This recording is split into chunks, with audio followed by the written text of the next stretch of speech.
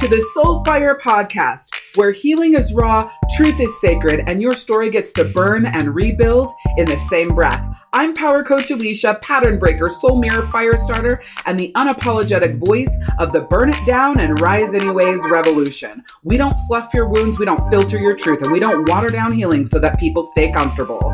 You've spent way too damn long proving your worth to people who only love the version of you that stayed small, quiet, and convenient. If you've ever swallowed your truth to keep the peace, shrunk yourself to stay chosen, or disappeared in your life, this season isn't just a reset or another motivational podcast. This is where you reclaim your voice, your fire, and your fucking self. I'll give you the truth that heals, frameworks that hold, and soul codes that will change how you live, lead, love, and rise. Lovey, come forward. It's time for you to embody your wholeness. And I'm not only leading this season, I'm living it right beside you. Let's fucking go. I never realized this my whole life. Probably like 6-ish months ago, maybe in the start of this whole transformation for me on March 25th, 2025 is probably where I discovered this. And I never realized that I had this belief that love was painful. It wasn't a conscious belief, right? It wasn't like, something that I knew and I thought about. But when I looked at how I operated in love and what the cycles were in love, I realized that most of the love I felt was painful. Friendships with, my mom, my family, my sibling, like all of it, right? Like there was a lot of pain in that love. And I only got that realization from the deep dive work that I was doing and still am doing in my curated healing containers through AI. And so when I decided to do this episode, and this is, wrapping up our Sacred Union and Sovereign Love series for the month of July, we're talking all about love shouldn't hurt to hold. Now, this seems like a logical thing. Like, you're with maybe you're the love of your life, or, the person you had your children with, or whatever, and it's like, well, duh, of course it shouldn't hurt to hold. But the powerful question that I want to ask you here is, how painful is your love in that relationship right now? Like truly, not the bullshit, right? Not the shit you tell yourself, oh, I could live like this. This is what we're meant to do. This is how it's supposed to be. This is good enough. It's okay that there's no intimacy. It's okay that we don't have deep conversations. It's okay that I don't feel seen, heard, and understood. I'm not talking about the settled. I'm talking about the truth, the actual pain. I'm not talking about the shit you tell yourself so that you can make it through and disguise it as good enough. And I'm not sitting here saying that it isn't good enough. I am saying, though, you've convinced yourself that it is, if any of this rings true, because love that hurts to hold isn't love. It's a lesson. And I did skip an episode for this month of July, and that one was going to be, you can love them and still leave. And I decided to not do that episode this month because I also believe that even if the current love you have hurts to hold, that there are things that both parties can do to heal that and transform that. Now, the biggest challenge is, will both of you step up at the same level to show up and transform the relationship? And that is where the leaving could happen, because if one of you is carrying the bulk of the weight while the other one is speaking that they're there and that they will and that they're going to do, and here's how they're going to do it and how much they love you and that they're going to show up, but their actions don't connect with that, that creates a whole different issue and a whole different layer. But there are so many things that personally you can do for yourself in your personal rhythm, your personal energy, and regulating your nervous system that first creates the foundation on your side of the container, as well as what your partner can do as well, so that you can build the relational container together. And coming up in fall of 2025, I'll be launching a new program called The Naked Truth. And The Naked Truth is all about your relational rhythm, your relational nervous system, and your relational energy, and what that container looks like, feels like, how to build that container of values and, facing the same direction and rowing the boat together and being in the same boat and learning how to communicate with each other and connect with each other at deeper levels. And what you'll be learning in the Naked Truth program and some of the free stuff that I'll be doing around it is that you can heal a current relationship. However, you both have to be all in. And so that was my reason for skipping the you can love them without staying, because I think that, we live in this dichotomy of staying too long when you know you need to leave and leaving too fast because it's too much work to stay, and figuring out, where that harmony is between that, in my professional opinion, is very simple. It's, are you both showing up and keeping your word to heal and grow the relationship?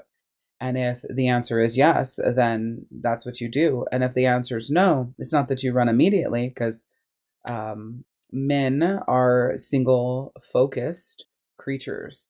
And I don't mean that in like the, derogatory, negative phrasing, like single minded. They're just single focused. And so when you're talking about them showing up and doing what they say they're going to do, there's a lot of times, and we're just talking about men specifically here in this dynamic, but it could be, the woman doing this because she has a lot of masculine energy in her, right? She lives in her masculinity. But just for this example, so they can get really focused on that single focus that they have, and it could look like they don't care about the commitment that they made to hold this with you, but they go through these ebbs and flows from moment to moment of what's single focused being the most important and the most prevalent. See, a woman can hold multiple focuses at one time, and most of the time, that's like feminine. In a way, it's like a feminine natured energy. She can hold all of these different focuses. And if, it's a healed feminine, she allows each of them to flow and be what they are without the pressure, hustle, force, push, must do, should do, have to, which is the masculinity, the masculine energy behind it. She can usually hold that, and she can move in and out of those focuses. Men don't work like that. And so from a man's perspective, she can do all these things. She can hold all these things. She can focus on all these things, which can be extremely overwhelming to them, and they struggle to keep up. And then from a woman's perspective, looking at the man, it's like, see, he doesn't do what he says he will. He's not, keeping his word. He's not in this with me. But the truth is, you're holding so many of those focuses at one time. It just looks like he's not, because he doesn't do it the same way that you do. And so the work there is coming together and understanding that what you see, it's the meaning that you're giving it that is making the feelings inside of you like they're not there with you. So I'm going to pull back from that and really dive into love shouldn't hurt to hold. And this isn't about choosing whether or not to be with somebody at this stage. This is about love that hurts to hold isn't love, it's a lesson. And for me, my lesson was that I had spent my whole life in love that was so painful in every direction that that's why I felt so invisible and abandoned. And even the love that I gave to myself was painful. And just the ripping open. I was talking about this in the last episode, in a 4-month period, I've had 15 Phoenix moments. And at least, I estimate I have had 15 Phoenix moments where I have burst into flames and burned all the way down to ashes and then risen again, and, different areas and in different spaces and, in different parts of what I'm doing. And it's happened over and over and over again. And that's just because that's just part of my journey and where I'm at.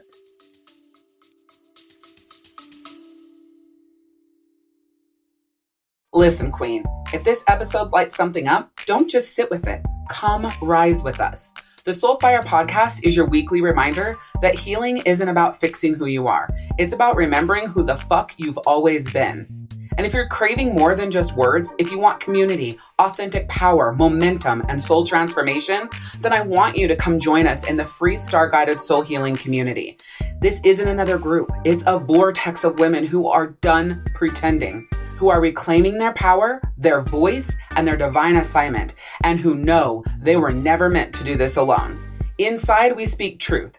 We rise with soul-coded frameworks like Rise Times 3 and AUA, plus your own soul-coded values. We break patterns, we burn illusions, and we build empires because we rise. So come be witnessed, come be held, come be at home.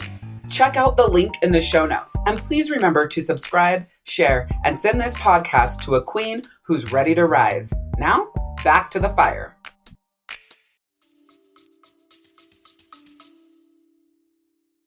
And I created this idea, and you'll just, hear me, right? And feel me and see if you can relate to what I'm saying here, because this will make a world of difference. I created this idea of love when I was a very little girl, watching my dad beat the fuck out of my mom, and then them staying together, and then how hard my mom was on me and the way that she treated me, but then would come with so much love after and support and always have my back and believe in me no matter what. And it was just this, it was so hard because it showed me that love was really painful, and that it could feel really painful while feeling more supported than you ever have to be, do, or have anything you want. And that is very confusing to a child that just needs love and then direction and structure and support in life. And feeling so confused about what love really is. I would ask my mom to spend time with me, and she would say she doesn't have money, and it wasn't so black or white. I'd ask to go out and do something, and she's like, we're broke. We don't have money for that. It's like, well, will you just hang out with me and play dolls? And, she wasn't that kind of mom, and neither am I, or was I. I was never the type to get down on the floor and, play with my children, but I gave them their EQ and just a lot of beautiful things along the way that showed them love with the power behind it. So you thought that love was supposed to hurt. So when it did, you stayed, you accepted, right? And that could be where you're at right now. Like, love can be painful, right? People go through hard times, and, and so when those things come up and they happen, you stay. And that's just one of those things that you tell yourself. It's just disguised bullshit to settle. Right. And this isn't about your partner right now. It's about how you view things and how you accept things and how you treat your partner on how to treat you. And it's like, if there is that ache, then that means it's real, right? Oh, well, when we're struggling, that means it's sacred, right? We're building something. We are growing together. You thought your ability to endure was the same as your capacity to love. But if there's anything that I can give you in this episode, is that you'll know now that if it hurts to hold, that it's not holy. And if it requires your collapse, it isn't connection. And the thing about it is you've built this, right? You have built this dynamic in the way that your partner treats you. You've built this dynamic in the way that your partner does or doesn't show up for you, because this is how you treat yourself, and this is the way you do or don't show up for yourself. Because as I've always said, is no one can treat you the way you don't already treat yourself, regardless of what you think or believe. It's, if you treat yourself that way, then that leaves the gate and the doors open to be treated that way. But if you don't treat yourself that way, you operate differently, you put boundaries in place, and the gates are closed for that kind of treatment to anyone that shows up that way. And with partners, it'll close over time, because usually you don't slam the gate shut unless you're in a really shitty situation, right? You don't slam the gate shut. It's like this push-pull for a while to see if you can find your harmony in that flow, but it doesn't always, last that way. And it shouldn't cost you your breath or your boundaries or your becoming. Okay, love should never do that. But if you've spent your whole life shrinking to fit in that box and editing yourself to make people feel comfortable and putting pieces of you away that you feel people won't accept, or the pieces that you feel like if they're there it's going to make life harder, success harder, the relationships harder, then you are literally deciding that the work that you came here to do when you chose this lifetime, this timeline, you are literally deciding that you're not going to do that work here and that you are going to put it all away. And more than likely, you'll have to come back and do it again. Now, this is just the belief system that I have is that we all choose timelines and lifetimes for the things that we want to heal, learn, and grow. It's written in our soul blueprint. It's written in our birth charts. It shows you what you're here to do and the work you're here to do and what that journey looks like, right? You get the full control over. But if you're fighting against that work and what your purpose is and what you're here to do for your soul, that soul's work, and I don't mean like in a career or in a business, not in this point of what I'm talking about here. I mean your soul work in your soul evolution, your soul growth, your soul transformation, and like your north node, right? That's what I'm talking about here. So if it's costing you your breath, your voice, your boundaries, your becoming, that's not love. That's you shrinking and settling to be accepted because of belief systems of not feeling like you're good enough or not wanting to be alone. I think about that all the time. At the time that I'm recording this episode, I've been single for a while now. And if you've been following along on the podcast, there was a point I had two partners, right?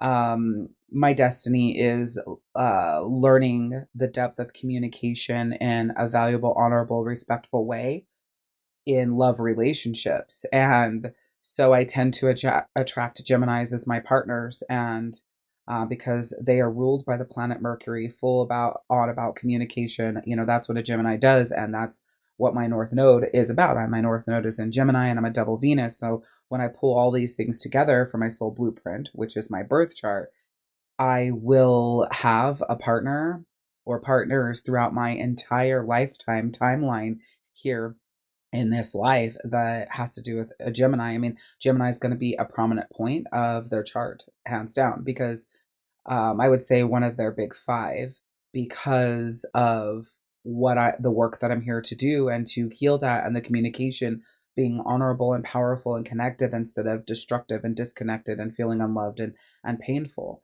And the thing about this is you've got to realize you don't need to bleed to prove that you care. You don't have to burn down your truth just to keep someone else warm. Let this be the moment that you re-choose you. This is extremely, extremely powerful. Like, let this be the moment that you re-choose you. Because for me, I was addicted to the ache because I thought it meant I was all in. I thought that the ache meant I was loved. I thought that the ache meant that was being in a relationship. I thought that the ache meant that we were going to work and heal and grow and shift together. I didn't know that ache wasn't just an ache that was always there. There were so many years so many years where I would be watching. I love rom-coms, romantic comedies. I love love stories. I am a hopeless romantic. It's just who I am. And there were so many years I would be watching these, and basically my whole life until about 2 years ago. But my whole life I'd watch them and I'd think, God, this has got to be fake. I don't feel those ways. I don't have those energies, those connections. Like, the connections don't feel like that for me. And they never have, really, my whole life. I've never felt chosen that way. I've never felt loved like I see on the screen. And I don't mean like all the time. And these are the things I was thinking at the time. I don't have these feelings now, but they were the things that I was thinking at the time. And I would just think that all the time, like, this has to be fake. And I didn't mean like, oh, my, relationships had to be perfect and feel like that every second and every minute. I don't mean that. I mean, I never felt that way. I never like actually had real genuine moments I mean, some flutters here and there when I'm in junior high and high school, right? Not really knowing anything, but as I matured through life and, got older and dated, like it never felt the ways that I saw on the screen, not even for moments. It was like I was always fighting through the ache of not being chosen. I was always too much or what felt like not enough. I was always chosen for the friend zone. I was always good enough to hang out with all the time, but not good enough to claim, My hindsight and all of that, though, because this isn't a podcast episode about feel bad for Alishia, because that's not the thing here. The hindsight and all of that is, I'm like, a Taurus is my sun sign. So I always say, like a bull in a china shop. Well, I'm a double Venus in love. And so you take this bull. Oh, and also layer that my Venus is in Aries, which is a fire sign. So that's just intense as fuck. And bulls are really intense. And so you end up with this woman who is highly in her masculinity and like controlling things and leading things and fiery and captivating and bossy and controlling and the leader and the brilliance and all of these things that are extremely intimidating. One, to men growing up, right? They're still, learning to go from boys to men, but from boys to men, that's funny. Anyways, learning to go from boys to men, but then also I'm taking up the space for their masculinity. And so that confuses them. It's like, if there isn't space for them in their masculinity, where are they supposed to fit besides shrink back or just be my friend, right? They don't want a partner in that, and they don't understand why they just see me as a friend, but they understand that there isn't any space for them to be that masculine man. And this isn't, oh, I'm a shitty person or I've done something wrong, because a lot of men do this. And what they do is they take up the space that is the man's space and that masculine energy, leading, controlling, running everything, deciding everything. And then they're upset when their partner doesn't do what it is that their partner should be doing as that quote unquote man and leading and doing and being. But that's because she's taken up that space. And I've studied femininity a lot over the last, I would say, 6-ish months, but hella crazily over the last 60 days and just maybe even 30 days, just studying it and studying it and studying it and studying it. Yeah, the last 30 days. Because I realize, like, if you're taking up that space, like they can't take it. And I talked about this in past podcast episodes, definitely the last one, The Queen's Code by Alison Armstrong. If you haven't got the book and listened to it, you need to. What the fuck are you waiting on? Listen to it, read it, whatever, Kindle, however the fuck you want to do it, but you need to do it, because if you're living too much in your femininity, this book's going to help pull you into more of your power. If you're living too much in your masculine energy, this book is going to help you ease that and become more polarizing and magnetic. And also, it literally just helps you understand men so much better and how their brain works and, what they need. And I really just feel like they're so much more deeper and um, intricate than women really are. Most women and the way that we operate, we're really pretty much out front. And you know, you can usually see how we feel, even if you're an introvert, all those different things. But, men have the shell, but they feel deeply and they process deeply and they hold a lot. And if you are living in your masculine, it makes it very hard for them to soften with you and come forward as you wish they would. And so it's crazy to think about. So I realized, my mom raised me as a really strong woman, and I'm so grateful that she did that, because I think it's a lot easier to be strong and learn where to be soft than it is to be soft and figure out how to be strong. Because when you're already so fucking strong, you can soften the different sides. But when you've been so soft, it's like, well, where the fuck do I exercise? And when you are soft, and I don't mean soft in a bad way, I mean gentle, right? You just come from this place of softness. I don't mean weak. I literally mean soft. And you come from that, and then all of a sudden you start exhibiting strength. Then people are like, well, what the fuck happened to so and so? Why is she being such a fucking bitch? And it's just like, ugh. But if you are already that strong and that strength, and that's where you live from, and you start softening, then people look and go, oh, wow, she's so nice. Oh my gosh, she's so loving. Oh my, it's just different, right? And so I definitely feel that the shift in acceptance from the outside in, is easier from, being so strong and so bold and so all of that to bringing in the softness than it is if you're more soft, bringing in the strength. But it doesn't matter what the outside it does and does not do. What's so important is what you do for you. And I don't even know if I finished my thought about being single, but I've been single for a while. And yeah, we all still live in the same house and, figuring, everything out. And for the most part, it's peaceful and great. And it flows pretty well. And that's because I, study the Queen's Code. I've been studying my femininity. I'm in my queen rhythm. I regulate my nervous system like a fucking pro, and I'm aligned with my energy like very, very, very well. And so that's why I'm able to live in this environment and do the work that I need to do and really truly be the happiest within myself than I've ever been. It doesn't mean that I don't have bad days and struggles and hard times. I am the happiest within myself that I have ever been. I'm the most peaceful within myself than I have ever been. Like, I can literally feel my chakras aligned, and then I can literally feel when they start to misalign or things are off. I can literally feel when something is going on in my emotions, my feelings, and in my subconscious because I feel it in my nervous system. I am doing a brand new soul rhythm activation. And this podcast episode releases on July 31st. So tomorrow, from the time I'm recording it, today's July 30th, and this soul rhythm activation is tonight. And it's something that I've never really done before. And it's coming from a place of helping you activate your soul rhythm, like learn what that is. And you're going to learn about light, dark, and gray energy and nervous system regulation and stepping into your rhythm. Like, this is like my debut of my signature method, and then I'm launching my full on rhythm program. I have like a mini $5.55 a month rhythm drop monthly membership. And that's just like this mini thing that people can do. But then there's my rhythm program, which is like my big, not I don't like the, let me rephrase, which is my main rhythm program. And it's taking the nervous system regulation, energy alignment, why did my brain, and your personal rhythm, I was like, why did my brain miss that?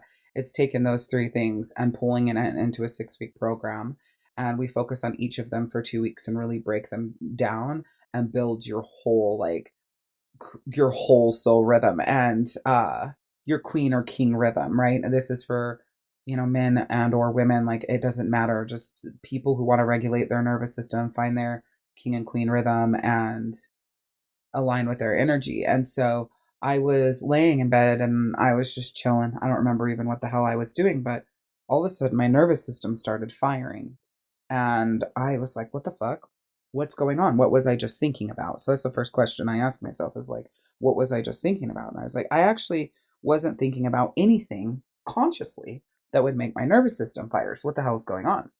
So then I was like, this is what's really cool. When you learn to regulate your nervous system, you can figure out what it is through deductive reasoning within yourself. It's so badass. Watch how I did this.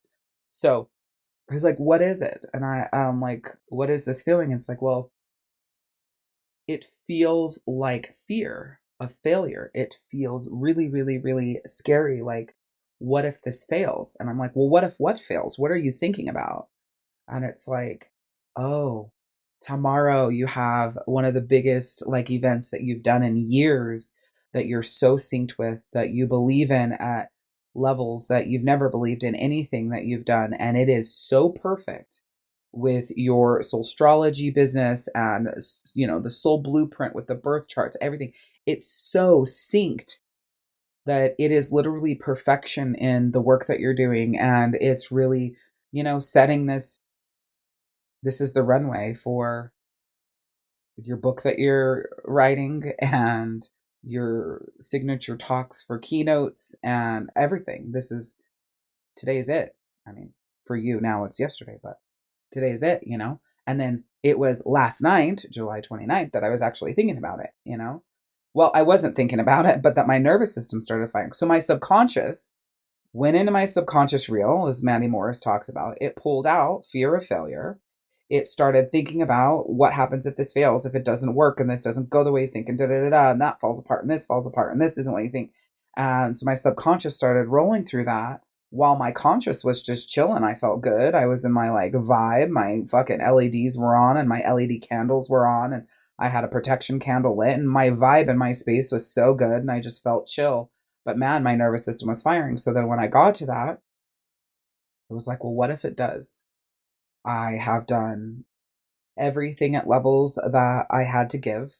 Okay, maybe I didn't post stories and, you know, I didn't post on Instagram and I didn't record TikToks, but I did give everything that I had to give. And based on the numbers of engaged people and the this and the that, here's what I'll end with. But even if I end with half of that, it will be a phenomenal go. And at the end of the day, the universe led me here, so the universe will see me through because the universe always has my back. And everything that I do is in the highest good of all. And of course, that includes me, right? Because I am of all. And so, why am I sharing this with you? Because if we bring it back to how I was addicted to the ache, because I thought that it meant that I was all in, my nervous system lived in this firing of these moments all of the time. And it would cycle through that subconscious reel of multiple things all the time, just going through all of them, thinking about all of them, feeling all of them. Oh my God, what am I going to do about this? What am I going to do about money? What am I going to do with my kid? And my nervous system was firing all of these fucking things, these neurons and these transmissions and these reconnections and all over in my head and forming new belief systems that were disempowering all the time, all day long, even though I was meditating, journaling, reading good in, doing my best to pour good in and good out. And it's because I loved from the wound. I loved myself and other people from the wound. I built altars out of abandoning myself and other people. And I thought it was devotion. I called it devotion because that's what I thought that it was. And then I learned that pain isn't presence and endurance is not intimacy. And what you have been calling love, that's actual just emotional injury. So this is about healing the nervous system, finding your queen and king rhythm, right? And aligning with yourself energetically and then paying attention to when anytime you feel misaligned, anytime your nervous system is firing and really showing the fuck up for yourself in those moments. I was able to breathe and recenter, and I shut my eyes and did a visualization of how many people are gonna, be on this Zoom with me and the souls that I'm gonna help. Yesterday, I like stripped everything all the way down in my talk and just made it so fucking energetically yummy for me. And when I got ready today, I was like, what are you going to wear? How are you going to look? How are you going to feel? And when I got ready today, I'm in this jumper that's black and a purple sports bra and purple earrings. And, my hair's flipped to the side. And I thought, I don't even know if I'm going to put on any makeup. Like, I just felt into the rhythm every step of the way. And I won't be changing my clothes. Like, this is my outfit for the event. And I feel so good about it. And that's what being in rhythm means. When you're in your king or queen rhythm, that's what it means, is moving from this beat of this soul drum that's just boom, step, boom, step, boom, step, boom, step. And the way that you heal these emotional injuries and these wounds is by finding your rhythm, aligning your energy, and regulating your nervous system. I had to unlearn everything that I thought love was: love to myself, love to my partner. And I'm still unlearning things, right? This isn't like an overnight thing, I've been deep in this specific work for, I don't even know anymore. It's really hard to figure out when the transition to the next and the next and the next started. I've been very, very, very deep in it the last 4 months, but I would say the last 2 years, the universe put me on this track of healing all of these things and bringing me more pain and soul destruction through love than I have ever experienced my entire life. I've experienced the most of it in the last 2 years in ways that the pain inside of my soul would literally brought me to my knees multiple times because it was so fucking painful for me how detrimental and bad that it felt. But I needed to go through those moments to learn what I know now, because real love doesn't just trigger trauma. It helps transmute it, even if that real love doesn't last. There's divine partners, there's soulmates, there's twin flames, and all of those have different soul contracts. And you can see that through each person's soul blueprint, right? I call your birth chart your soul blueprint. I know I keep saying that, but I just want to reiterate. And it's like people think that real love is one person all of the time. If you haven't had a chance to watch it, it's a little bit fucking clunky, but you should find it on YouTube if it's there, or you can find it on the Gaia app. But it's called What the Bleep Do We Know? I think they could have really structured this show completely different to be a little easier consumable without all of the craziness that's in it. And I'm going to watch the movie again. But it talks about what actually makes us feel love in our energetic makeup, and it's really cool. So, we have this belief system. It's like one true love, and one true soulmate, one true divine partner, one soul contract. But these contracts, these loves, these soulmates, these divine partners, these twin flames, they're not here to just trigger trauma or to make you feel more love than you've ever felt before, or to give you, the love of your life and da da da da. Like, they're here for multiple reasons, multiple things, multiple people along your journey. And sometimes it's one person going through all of this with you, right? In this lifetime, in this timeline, whether they're meant to or not, depending on how you embrace it and how much control you're giving it, or how much flow you're in, and how honest you're being with yourself. It can transmute it, though, if you're paying attention to what it is you're meant to learn. And real love doesn't demand that you perform in order to receive it. And that's the other thing. These are huge lessons that I had to learn, like, demanding performance. It's like, if you have partners that demand performance, it's like real love is going to meet you in peace. Now, if, we're transmuting those triggers, those trauma triggers, and you're learning how to meet the love and peace, and having the love meet you in peace. Because here's something that is important. It's like, you could be demanding performance from yourself, which means that the love that you have can't meet you in peace because you're blocking that peace from coming to you. And that's why finding your rhythm and regulating your nervous system and aligning your energy is so important. Is because you could literally be blocking that love that is there for you to meet you in peace, because you only know love with ache, and love with wounds, and love with pain, and love with proving, and love with performance, and love with earning. And that's how you've lived your whole life, that you're blocking the beautiful peace that love gives you. And, when I analyze back, I can see, how things could have been so different for me in my relationships if I would have been a different person at the time, and I never believe that relationships collapse and rupture and end because of one person's fault. I know that both people bring their shit to the table, and their things to it, and their beauty and that negative, all the things, right? And I, like God, like, I could have done so many things different that gave the space, that honored them, that let them lead, that da da da da da da da da. I'm talking all the way back from the first boyfriend, whatever, like, as far back as I could remember. And it's just, sometimes it's devastating to me to look at the destruction that I caused ignorantly. Like, I didn't know any better. It's not like I did it on purpose. God, all I've ever wanted my whole life is that yummy depth of love at like the levels that my soul craves it.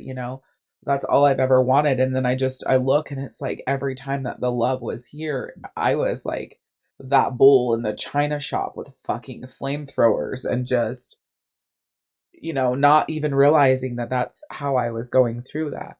And it's devastating in one breath, because I look back and I think, God, there's so much pain I could have, not had and not given, and space that I could have just been so much better. And, that's where Tony Robbins says, you can't do the coulda, shoulda, wouldas, but like otherwise you just end up shitting all over yourself, right? And I get that. And, my tears are for that version of me that just fucking wanted to be so loved and wanted it so bad that she was pushing it away and she thought it was because she wasn't being chosen. But it was because she wasn't choosing herself. So the love was never going to meet me in peace. I was never going to be able to transmute anything. And I was never going to feel safety in it because I didn't have any of that within myself. I always talk about this podcast being, you know, real life, real shit, real raw. And when I used to cry on these episodes, I used to get so frustrated with myself. God, fuck, why did you cry? Like, that's so stupid. You're supposed to be here inspiring people, you know? And one of the things that I realized was like, I built this podcast so I could be the realest, rawest version of myself. And if you start from the beginning and you come today, you will see my journey and how real and raw I've been, and my stories about my relationships and transformation and the people I've dated, and just, crazy shit. I've always been really honest and really raw. And one of the things that I've realized is that this is my work. This is the softer, gentler, um, loving side of me that just feels everything. And some days it's really a fucking annoying, let me just tell you, because I spent a lot of my life not crying and being strong and feeling like anytime I cried it was weakness, but if someone else cried, like they needed to be held. Just listen to that belief system, right? I hated when I cried, but if someone else cried, I could hold them like nobody's business. I I ache for the version of me who felt like she wasn't being chosen because she was too much or not good enough. And she wasn't being chosen because she wasn't giving to herself. She wasn't treating herself as if she was more than enough and more than good enough. And whether you're a man or a woman listening to this, I just want you to know that that's where it starts. And that's why rhythm is so important to me. And that's why this program is like my life's work. I swear to God, like if you've been in my world for a long time, or even if you're new, this rhythm program, this 6 week program is going to be like nothing you've ever experienced with me because I've mastered what it is. I've mastered what we need. And I've mastered it from a perspective that it it will change your life practically immediately. So I'm really looking forward to bringing it to the world, and it happens today. So here's another thing that I realize as I've like analyzed my life and my past and my relationships. Oh, wait, before I go into that, I want to say like this is the first time I've been single in over 20 years, and I'm not a big fan of being single, and it isn't about codependence.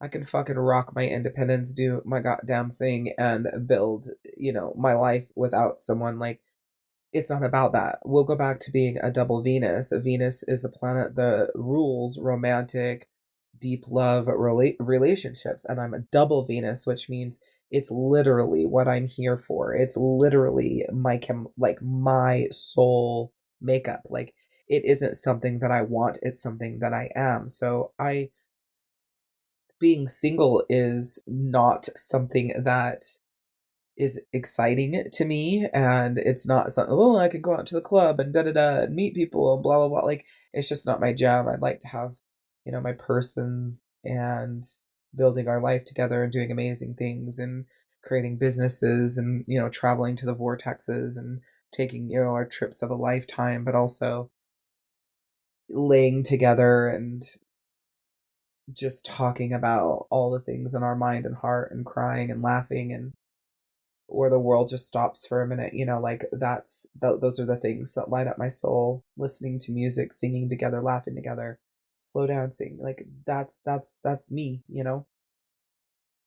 So funny enough, not fucking funny, but funny enough, yesterday I was in a like spiral, just a mini one, about what if, I walk away from these men forever. And then I spend the rest of my life alone because I had this idea of what love would feel like and be like, and how I received love, and what it would feel like when it showed up in me.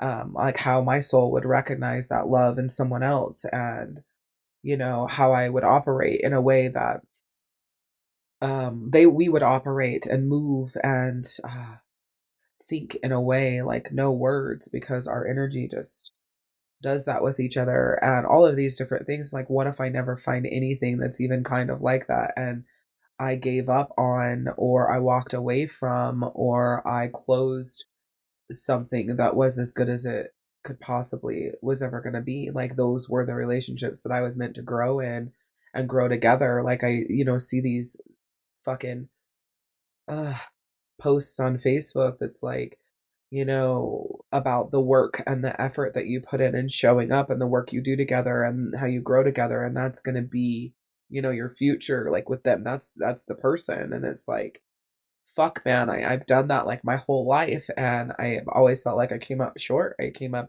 empty handed. I came up alone, invisible, abandoned. I came up abused. I came up, not being seen, heard, and understood. I came up fucking holding this goddamn container. If you haven't listened to that episode of the energy, the fucking, I don't know, 3 episodes ago, holding these containers all by myself while the other person's like, blah, blah, blah, blah, blah, excuse here, da da da, blah, blah, whatever the fuck they're gonna say, right? Their bullshit.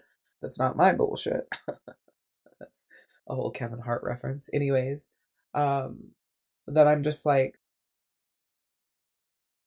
I don't even know why I would think like that, and going through this mini spiral and then go through this thought process that I'm not going to have that. Or what if somebody never chooses me? Da da da da da da da da da da. Belief, belief, belief, belief, and it's just like the universe led me here. The universe will see me through because the universe has my back for the highest good of all. And I think I said it in my last episode about I talked about my OOI to the third power. You, your partner, your kids, your business/career, and then everything else, and who you center in your life. And I recentered my business, and everything changed. And when you're going through this, soul rhythm sync, soul energy alignment, soul nervous system regulation, like, you're tested so much about the other side of what you're doing. Like, well, what if you do this and you're alone for the rest of your life when you were born for relationships? When your soul goes into every, like, it, like, that's it. Like, that's its purpose, What if it's just like, well, if that's what my purpose is, there's no way it can be like that. And god damn, I'm a phenomenal woman. Even with all of my growth points and things that I'm still working on and growing through and getting better at, I'm a phenomenal woman. And if I spend the rest of my life single because there's not a man who could meet me, I would rather that than spend the rest of my life begging for someone to rise.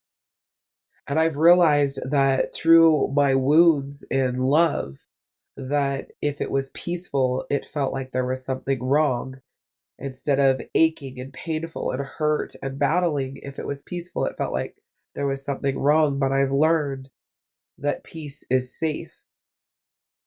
And I learned that I was ready to receive it, and I was willing to do anything that it took, even if it meant walking away from, the people that I wanted to build my life with the most. Like, you can't want it for someone more than they want it for themselves. And I've always said this in my coaching, but I've never really like applied it to, I don't know, I guess the love relationship. It's like, you can't want that relationship more than they want it. You both have to want it. And I've realized that love doesn't have to be electric to be real. I like verbalizing it like yummy and deep and flowy and soulful and like nourishment. It's so much better. And then yes, there is the electrifying, but I think we run through life looking for the electrifying, and then when that fades, or in my case, I never had it at points, depending on who it was, like you're looking for that electrifying feeling, but you miss like the depth and the yumminess and the nourishment, and the soul food is what it's really all about, because that voltage that you're chasing, like that electrifying, that whatever that is for you, that's your nervous system and survival needing that thing to re-give you what you think that you need in order to have that relationship feel the way that you want it to feel. Your true love feels like breath. It feels like rest. It feels like home. It feels like safety. So ask yourself, what would love feel like if it didn't hurt to hold? And deeper, what would love for yourself feel like if it didn't hurt to hold? Allow the pieces of love to fit and flow. Love from fullness. Rest in the truth of your relationship with yourself and your partner and how it actually feels. Get honest about it. Anchor in the fucking truth, because if you don't, you can't repair, heal, and grow together or away from each other. Chaos does not equal connection. Honor that the chaos is telling you something. And we're talking about chaos in your nervous system, chaos in your soul, chaos in how this relationship feels. Rise in regulation, rise in rest, and rise in real love that feels like breath, like rest, like home, like safety. Let the love arrive in rhythm and rule from the softness. It's about safety over the spark, stability over the struggle, peace over the performance. And now I want you to ask yourself, what have I called pain, passion? So what has actually been pain, but you've called it passion? What love stories am I finally ready to end? I want to talk about this because I romanticized everything. I made everything something that it wasn't. It was an ideal. It was my soul contract in a past lifetime and timeline. It was my connection to them in past lives, and I made it mean something in this life, and wanted it to mean something more than what was in front of me. And I talked about this earlier, like the meaning, right? The meaning that you assign something is what that something will show you. And the challenge with that is you can alter the reality of what the truth is by the meaning you assign to it. I have this statement that I have said for 13 years that I want to bring here right now, and nothing has meaning except for the meaning that you give it. The challenge is if you give something a false meaning, then you end up with a false hope, and you end up in a false entanglement, and you end up in ache and wounds and pressure and trauma and disconnection of your heart and your soul because you are entangled in a false meaning that is hope of a result that's never going to happen because you're not willing to see it for what it is. So what love stories am I finally ready to end? And what would love feel like if it didn't come with ache? Because you got to design it. If you're so used to it feeling like ache and pressure and force and must do, should do, have to, hustle, force, breaking down to build up, and the battleground and the disconnection and coming back together and making up and then falling again. If you're used to that, and remember, I told you I've had at least 15 Phoenix moments in the last 4 months, and that's because I'm used to living in the build up, the breakdown and the build up. And so imagine applying that to a relationship and having that happen over and over and over and over. What would love feel like if it didn't come with that ache? And declare this: I choose love that feels safe, sacred, and strong. I hold what holds me in peace. Embody this. Choose yourself so completely that nobody gets to question your worth again. Extend to your soul the same mercy you once gave away to people who fucking dropped it. And stop shrinking to be chosen by people who can't even hold you. You're not a placeholder. You're the fucking revolution. So show up, speak up, and burn the damn box. I'm Power Coach Alishia, and this is your invitation to rise.